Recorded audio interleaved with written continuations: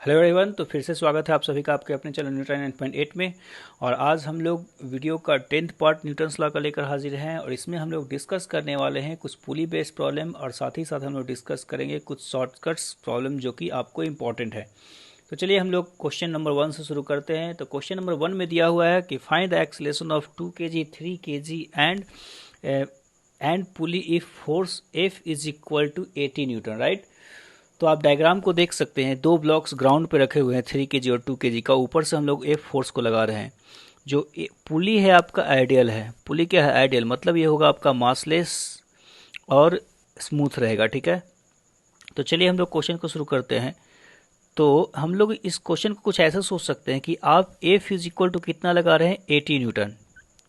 तो मैंने आपको एक बात ऑलरेडी बता रखा है कि किसी भी पुली पे नेट फोर्स जीरो होता है, क्योंकि पुली का मास क्या होता है? जीरो। तो अगर आप सोल्यूशन की बात करें, अगर आप बात करें किसकी? सोल्यूशन की, तो सोल्यूशन में आप ये बोल सकते हैं कि अगर पुली पे हम लोग देखें तो पुली पे जो नेट फोर्स होता है जीरो। हालांकि मैं ऑलरेडी ये बात बता चुका हूँ, लेकिन फिर से एक बार आपको दिखा देता हूँ। एफ इज इक्वल टू आपका 80 न्यूटन है। तो आपका दोनों साइड जो टेंशन होगा एक ही होगा, और tension away from the body लगता है, तो यहाँ भी टी होगा, यहाँ भी टी होगा।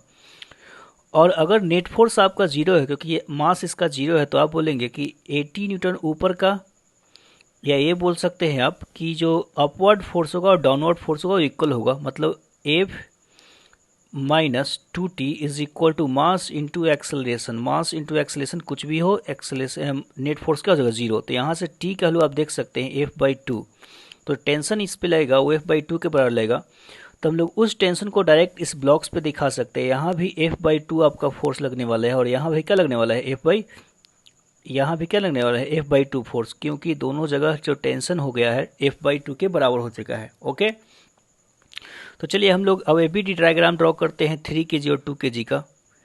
तो अगर 3 kg का एबी डायग्राम ड्रॉ करें तो 3 kg के बारे में हम लोग ये बोल सकते हैं, आप सीधा देख सकते हैं, फोर्स F जो लगा है F/2 आपका ऊपर लगेगा, जो कि 40 न्यूटन लगेगा, ठीक है। नीचे आपका mg लगेगा। इस पे mg जो लग रहा है कितना लग रहा है आपका? 3g, जो कि आप बोल सकते कितना? 30 न्यूटन। तो आप सोचिए इसमें कि ये ब्लॉक तो रखा था ग्राउंड पे। ब्लॉक किस पे रखा हुआ था? ग्राउंड पे रखा हुआ था। आप ऊपर जो फोर्स लगा रहे हैं वो 40 न्यूटन का लगा रहे हैं, और नीचे जो mg लग रहा है बस कितना लग रहा है आपका? लग रहा है 30 न्यूटन। तो ऊपर का फोर्स ज़्यादा है, तो ऊपर का फोर्स ज़्यादा होने के कारण ये जो ब्लॉक है कुछ एक्सेलरेशन A3 से ऊपर की तरफ जाएगा, राइट। तो अगर ये ऊपर की तरफ जाएगा तो इस ब्लॉक के लिए हम लोग इक्वेशन जो लिख सकते हैं, अब मैं यहाँ आपको दिखाता हूँ कि जी इस ब्लॉक के लिए जो हम लोग इक्वेशन लिख सकते हैं, हम लोग लिख सकते हैं कि नेट फोर्स अपवर्ड डायरेक्शन में कितना हो जाएगा? 40 ऊपर लग रहा है और ये 30 नीचे लग रहा है, ठीक है, इज इक्वल टू 3A3। तो यहाँ से आप A3 को जो बोल सकते हैं वो कितना बोल सकते हैं? 10/3 metres per second square, right. अगर हम लोग बात करें 2 kg ब्लॉक की, तो 2 kg ब्लॉक में ऊपर की तरफ जो लगेगा F/2 टेंशन लगेगा, जो कि आप बोल रहे हैं फिर से कितना? 40 न्यूटन।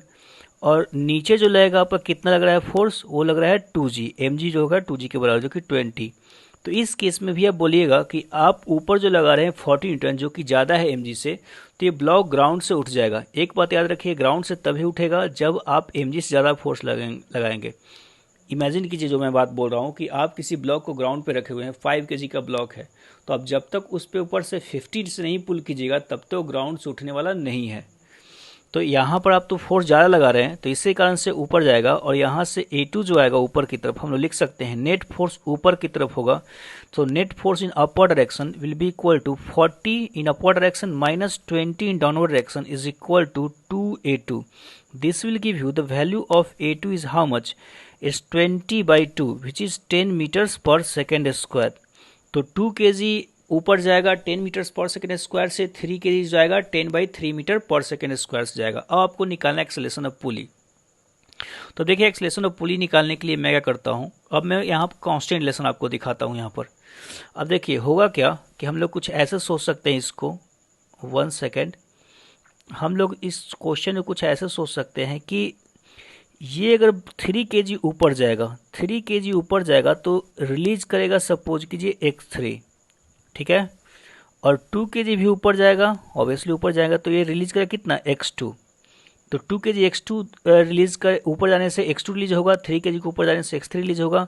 लेकिन जब ये पुली ऊपर जाएगा तो इसको दोनों साइड स्ट्रिंग चाहिए। मान लिया कि पुली जो हो गया xp से ऊपर चला गया, तो लेफ्ट साइड भी xp स्ट्रिंग, मतलब मैं ये बोल रहा हूँ कि अगर पुली सपोज कीजिए 1 मीटर ऊपर जाएगा तो 1 मीटर उसको स्ट्रिंग एक्स्ट्रा लेफ्ट साइड चाहिए और 1 मीटर स्ट्रिंग उसको क्या चाहिए, राइट साइड चाहिए। तो उसको कितना चाहिए, एक तरीके से 2 xp स्ट्रिंग चाहिए। This pulley will need how much, 2 xp string, right. तो हम लोग ये बोल सकते हैं कि जितना लूज होता है उतना ही आपका अगर टाइट होता है, तो आप बोलेंगे उसको फॉलो करते हुए कि फॉर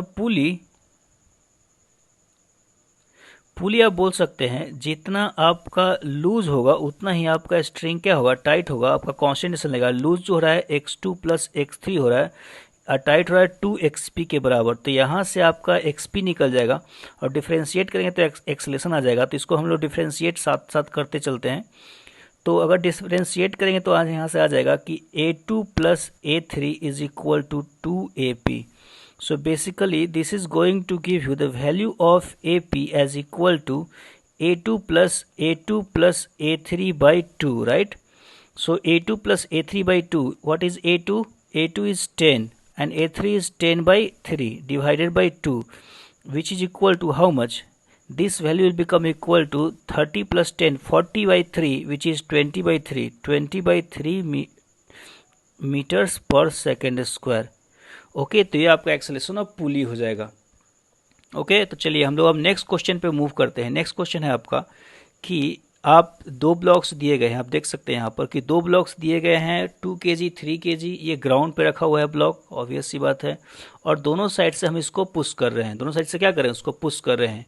लेफ्ट साइड से पुश हो रहा है 40 न्यूटन, राइट साइड से 10 न्यूटन, जो कि 40 न्यूटन ज़्यादा हो जाएगा। तो उसके कारण ब्लॉक जो है राइट साइड मूव करेगा। आप राइट साइड से इसको पुश कितने से कर रहे हैं, आप यहाँ देख सकते हैं, you are pushing from the right side with 40 newton, right, and from the left side you are pushing with 10 newton. So finally the block will move towards right. So if the block will move towards right, I will assume that acceleration towards right is a, and both will have what, same acceleration।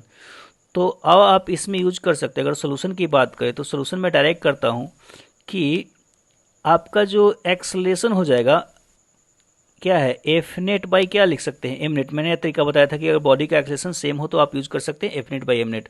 तो net force तो आपको हो गया है कितना, F1 minus F2, और net मास कितना हो गया है 2 प्लस 3।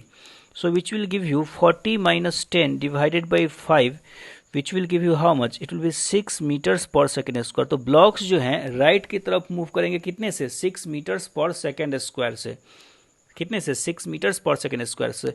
आपको निकालना है कि find contact force between them. तो देखिए कांटेक्ट फोर्स जो अभी था दोनों के बीच का कांटेक्ट फोर्स, मैं आपको यहाँ दिखा दूँ एक बात कि जो कांटेक्ट फोर्स लेगा यहाँ पर लेगा, इस दोनों के बीच लेगा। तो कांटेक्ट फोर्स जो था इंटरनल फोर्स था इस केस में। इस केस में जो मैंने F net by M net use किया उस केस में कांटेक्ट फोर्स को क्या लिया, इंटरनल फोर्स, क्योंकि मैंने दोनों को कंबाइंड माना था। कंबाइंड तो जो फोर्स लेगा दोनों के बीच वो अंदर का फोर्स हो गया। लेकिन अगर मैं बात करूं कि अगर मुझे इंटरनल फोर्स निकालना है तो न्यूटन्स लॉ में इंटरनल फोर्स तो दिखा नहीं सकते हैं, लेकिन एक काम हम लोग कर सकते हैं। क्या काम कर सकते हैं कि इसको एक्सटर्नल बनाने के लिए 3 kg के बारे में सोचेंगे। अब 3 kg के लिए जो अगर देखेंगे आप तो 3 kg के लिए जो यहाँ पर फोर्स लगेगा, मान लिया जाए कि यहाँ पर R लग रहा है, तो जो R फोर्स लेगा 2 kg जो है 3 kg को पुश कर रहा है, लेकिन साथ ही साथ हम लोग बैकवर्ड्स ही F2 से पुश कर रहे हैं जो कि कितना है 10 न्यूटन। और एक्सेलेरेशन आपको मालूम है, एक्सेलेरेशन जो है कितना है, वो है आपका 6 मीटर्स पर सेकेंड स्क्वायर।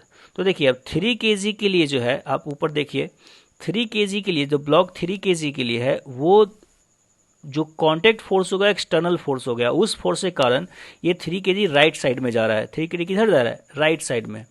फिर से मैं बोल रहा हूँ, नेट ब्लॉक राइट साइड में मूव कर रहा है। राइट साइड में मूव करने का मतलब आप 3 kg पे जो है 2 kg जो है 3 kg को पुश कर रहा है। 2 kg जो है 3 kg क्या कर रहा है, पुश कर रहा है। और कितने फोर्स से पुश कर रहा है, तो वो F2 से ज़्यादा फोर्स से पुश हो रहा है। मतलब हम लोग ये बोल सकते हैं कि R का जो वैल्यू है F2 वैल्यू से क्या है, वो ज़्यादा है। समझ रहे हैं बात को। तो R का वैल्यू अगर F2 से ज़्यादा है तो हम लोग ये बोलें कि नेट फोर्स राइट डायरेक्शन में जो आ जाएगा, आप यहाँ बोलेंगे क्या कि net force right direction which will be r minus F2 will be equal to mass into acceleration in right direction, correct? So the value r minus F2 is 10 is equal to 3, acceleration is 6, right? So the value of r will become equal to 18 plus 10 which will be 28 Newton. So इतना force लगेगा आपका किसके किसके बीच, 3 और 2 kg के बीच, force of interaction, right. चलिए हम लोग आगे क्वेश्चन पे आते हैं। ये आपका नेक्स्ट क्वेश्चन फिर आपसे है। नेक्स्ट क्वेश्चन है कि आप फिर से वही 3 kg और 2 kg दिया गया है, लेकिन इस केस में थोड़ा इंक्लाइंड है, दोनों का कॉन्टैक्ट सरफेस क्या है, थोड़ा इंक्लाइंड है। 30 डिग्री एंगल आपका हॉरिजॉन्टल से बना रहे हैं, आप राइट साइड से जो फोर्स लगा रहे हैं वो 50 न्यूटन का लगा रहे हैं, लेफ्ट साइड से आप इसको पुश करे हैं 20 न्यूटन से। आपको निकालना है कि find acceleration of blocks and contact force between them. Okay, तो सॉल्यूशन की अगर हम लोग बात करें तो सॉल्यूशन में हम लोग ऐसा सोच सकते हैं कि एक्सेलेरेशन जो हो जाएगा वो आप फिर से आप बोल सकते हैं कि net force by net mass, right. तो नेट फोर्स बाय नेट मास आप देखेंगे तो नेट फोर्स में आपको दिखा दूँ कितना हो रहा है। आप इसको राइट साइड से पुश करें 50 न्यूटन से जो कि ज़्यादा है, और लेफ्ट साइड से इसको बस पुश करें 20 न्यूटन से, तो नेट फोर्स कितना हो जाएगा 50 माइनस 20, और आपको पता है कि एक्सेलेरेशन जो होगा राइट साइड की तरफ होगा। तो आप एफ नेट को बोलेंगे क्या कि 50 माइनस 20 डिवाइडेड बाई नेट मास कितना हो गया 3 kg प्लस 2 kg, उसके कारण इतना सारा मास एक्सेलेरेट करा है। So this will give you 30/5 which is again 6 meters per second square, 6 meters per second square, right. अब क्या निकालना है, कॉन्टैक्ट फोर्स दोनों के बीच का निकालना है। क्या निकालना है, दोनों के बीच का कॉन्टैक्ट फोर्स। तो कॉन्टैक्ट फोर्स निकालने के लिए सबसे पहले तो जो दोनों के बीच का फोर्स है उसको एक्सटर्नल बनाना होगा। तो एक्सटर्नल बनाने के लिए मैं क्या करता हूँ कि आप ऐसा कीजिए कि आप 2 kg ब्लॉक को डायग्राम ड्रॉ कीजिए, किसी का भी ड्रॉ कर सकते हैं, कोई दिक्कत नहीं है। लेकिन अगर मैं 2 kg ब्लॉक का भी डायग्राम ड्रॉ करूँगा तो उस पर बोलूँगा कि लेफ्ट साइड से आप लगा रहे थे F2 which was equal to 20 newton, and contact force जो इसके बीच का है वो जो है, सोचिए कि 3 kg जो है 2 kg कुछ इस डायरेक्शन में पुश करेगा, जो कि आप कुछ भी नाम दे सकते हैं, R नाम दे दीजिए इसको। तो इस तरह से ऊपर की तरफ पुश को, याद रखिए कॉन्टैक्ट फोर्स हमेशा कॉन्टैक्ट सरफेस के परपेंडिकुलर लगता होता है। तो 3 kg है, the 3 kg will be pushing 2 kg block. मैं आपको यहाँ दिखा देता हूँ, जो 3 kg है वो इसको इस तरह से यहाँ पुश कर रहा होगा। ओके, सो हम लोग इसको बोल सकते हैं कि कॉन्टैक्ट फोर्स इस तरह से होगा। ये जो एंगल हो चुका है आपका, this angle is equivalent to 30 degree. अब आपको निकालना है क्या कि कितना होगा कॉन्टैक्ट फोर्स, आर का वैल्यू कितना होगा। आपको एक बात है कि एक्सेलेरेशन आपको ऑलरेडी पता है कितना है, तो मैं बोलूँ कि आर का जो कंपोनेंट आएगा हॉरिजॉन्टल में, मैं दिखा देता हूँ यहाँ, ये 30 होगा तो ये भी 30 हो जाएगा आपका, तो ये कितना हो जाएगा 60 degree, right. So the horizontal component हो जाएगा आर कॉस 60।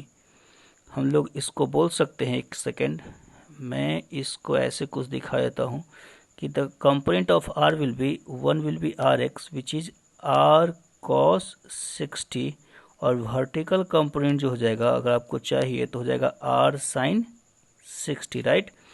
तो आप तो हॉरिजॉन्टल फोर्स को लेंगे, हॉरिजॉन्टल फोर्स को लेंगे तो आप क्या बोलेंगे, in x direction, in what, x direction, आप बोलेंगे कि आर कॉस 60 राइट की तरफ लग रहा है माइनस F2, मतलब net force in x direction, net force in right direction, correct.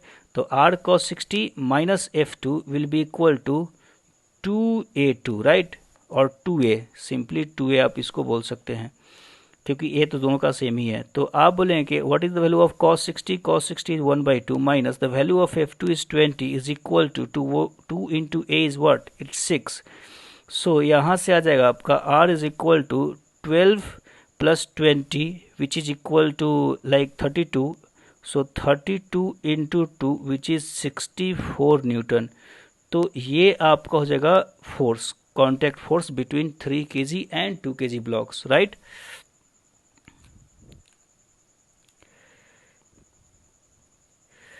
Okay, right. तो चलिए हम लोग आते हैं नेक्स्ट क्वेश्चन पे। नेक्स्ट क्वेश्चन है आपका क्वेश्चन नंबर 4, आप देख सकते हैं कि find acceleration of each block and tension in the both strings, both दोनों स्ट्रिंग में टेंशन बताना है। सारा सरफेस स्मूथ है और 2 स्ट्रिंग्स हैं तो टेंशन 2 होंगे, एक स्ट्रिंग में एक टेंशन होता है। तो यहाँ पर अगर दिखाने की बात करें तो आप ऐसे सोचिए, इसको फोर्सेस को यहीं पे दिखाया जाए। फोर्सेस जो यहाँ पर लेंगे, इस साइड आपका 8G लेगा जिसको आप बोलेंगे 80, राइट। इस साइड कितना लेगा, this side it will B 2G which is 20। तो फाइनली तो आपको पता है कि 8G ज़्यादा होगा, मतलब लेफ्ट साइड से ज़्यादा फोर्स से पुल आउट हो रहा है, पुल डाउन हो रहा है। तो उससे कारण 8K जो है नीचे जाएगा और 2Kg को किधर आना पड़ेगा, ऊपर आना पड़ेगा एक्सेलरेशन से। और साथ ही साथ आप यही बोल सकते हैं कि 4Kg लेफ्ट जाएगा क्योंकि 8 को नीचे आना है। और तीनों के तीनों एक ही एक्सेलरेशन से मूव करेंगे क्योंकि तीनों कनेक्टेड हैं, ठीक है। जितना 8Kg नीचे जाएगा उतना 4Kg लेफ्ट जाएगा, उतना ही 2Kg ऊपर जाएगा। तो चलिए अब हम लोग एक्सेलरेशन की बात करें तो देखिए, शॉर्टकट में डायरेक्ट यूज़ करता हूँ, लॉन्ग कट तो मैं आपको रेगुलर क्लास में बता दूंगा। तो शॉर्टकट में ये बोलूँगा कि आप एक्सेलरेशन के लिए क्या बोलते हैं कि F net by what, M net. So what is the net force, यहाँ पर नेट फोर्स कितना है। So you can imagine like this, 4Kg का जो mg है, 4Kg का mg और नॉर्मल बैलेंस आउट हो रहा है, उसको दिखाने की ज़रूरत नहीं है, मैं एक सेकेंड में दिखा देता हूँ क्यों बैलेंस आउट हो रहा है। तो 4Kg का जो अगर आप दिखाएंगे FBD तो उसमें आप ऐसा बोल सकते हैं कि the downward force will be, okay we are going to write with red colour. So downward force will be 4G and the upward force will be normal, upward force will be normal. So this 4G and normal will get cancelled out, 4G and normal will get what, it will get cancelled out। तो हम लोग ये बोल सकते हैं कि यहाँ पर जो एक्सेलरेशन होगा, यहाँ पर जो क्या होगा एक्सेलरेशन होगा, वो बस 8Kg के कारण होगा, लेकिन 2Kg इसको होल्ड करना चाहेगा, 8Kg इसको इस तरह से खींचना चाहेगा, 2Kg इसको बैकवर्ड में पुल करना चाहेगा। तो जो नेट फोर्स हो जाएगा उसको आप बोल सकते हैं कि 80 माइनस 20 बैकवर्ड में, ठीक है। 4Kg का कोई इंटरफेरेंस रहेगा, डिवाइड बाई टोटल मास कितना मूव कर रहा है 8 प्लस 4, 4Kg उसी कारण से मूव कर रहा है लेफ्ट में, 8 plus 4 plus how much 2, so 8 and 4 12 and 2 14, so it will be 60 by 14 which is equal to 30 by 7 meters per second square, 30 by 7 meters per second square, right? So this is the value of acceleration. Now if we'll talk about the tension, right? So tension में हम लोग क्या करेंगे कि tension के लिए, string में tension obvious सी बात है, तो टेंशन के लिए हम लोग 8Kg और 4Kg का एबी डायग्राम ड्रॉ कर लेते हैं। तो 8Kg का आप देखेंगे तो 8Kg जो आपका है उस पर जो नीचे लग रहा है 80 फोर्स लग रहा है, ऊपर जो लग रहा है आपका T1 में नाम दिया हूँ उसका, ठीक है। ऊपर कितना लग रहा है T1 लग रहा है, और ये तो पता है कि ये जा रहा है किधर, नीचे की तरफ जा रहा है एक्सेलरेशन से। तो आप बोलेंगे क्या कि नीचे की तरफ जा रहा है, it means you are saying that 80 minus T1, 80 ज़्यादा है, 80 minus T1 is equal to how much, it will be equal to 8A। So the value of T1 will become equal to 80 minus 8A. A is how much? It's okay 30 by 7. So it's 30 by 7.